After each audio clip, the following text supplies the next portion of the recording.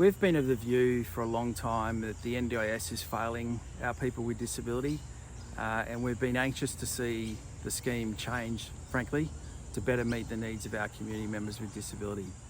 So we decided to partner with the National Disability Insurance Agency to establish a formal advisory council to provide advice to the NDIA so it can start working better for mob with disability. And how's that council going to work? So it's a formal council. It'll be co-chaired by the CEO of the National Disability Insurance Agency and myself. We'll also have several First Nations people with disability on their council, and also other people that are experts in disability in our communities. The idea being that we will come up with strategies to make sure the NDIS starts working better for mob, because it hasn't been. Look, we want this to work, so we go into this with very high expectations. We're expecting the National Disability Insurance Agency to listen to this advice and act accordingly. Our expectations are high because we know the stakes are high, and we need to make sure that our people with disability get fair access to the National Disability Insurance Scheme. Why was FPDN chosen?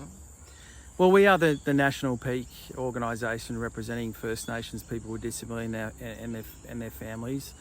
We've had a long history in trying to get the NDIS to work better, so we have a lot of knowledge there. We spend a lot of time in community, and we hear firsthand some of the big issues, to be honest, in terms of getting the scheme working properly for mob. So we're very unique because we are staff members, all of us First Nations people or First Nations people with disability. We all have a close connection to the issues, and of course our board are all First Nations people with disability. So we're definitely coming from that First Nations person with disability perspective.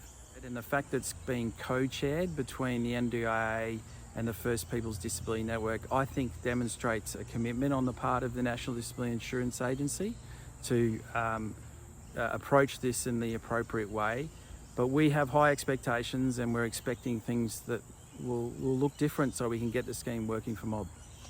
So who's going to be on the council? Yeah, so we've got a number of First Nations people with disability who are strong advocates, strong spokespeople. So they are people from across the disability community. So First Nations people with intellectual disability, psychosocial disability, physical disability.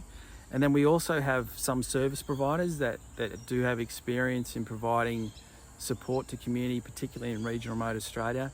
And then we have representatives from the National Disability Insurance Agency itself, and also the Coalition of Aboriginal Peak Organisations. So we're pretty confident we've got good coverage there.